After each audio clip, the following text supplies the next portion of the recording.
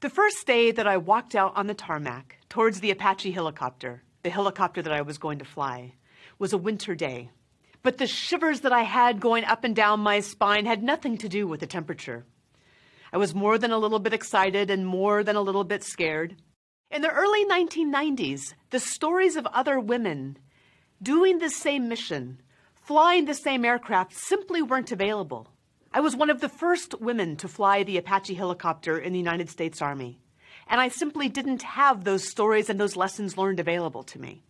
I spent 8 years in uniform flying the Apache, leading 2 flight platoons and a flight company on 3 different continents before transitioning into the corporate world.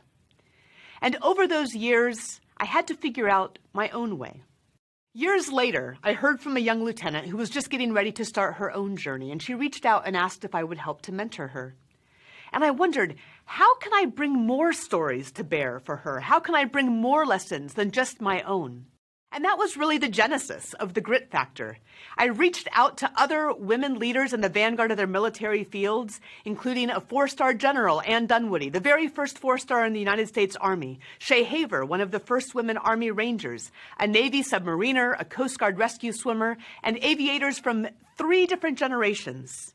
Their stories and their lessons inform what became the Grit Factor.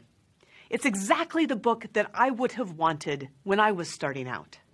For anybody who is facing challenge, facing opportunity, facing change, navigating through times of transformation, or facing difficult obstacles, the lessons and the stories of the leaders of the Grit Factor are for you. And it's not just the lessons and the stories, but there are tactical exercises as well, so that you can apply their experiences to whatever challenge it is that you're facing. Whatever your difficulties might be, know that the leaders of the Grit Factor have faced them too. The Grit Factor is for you.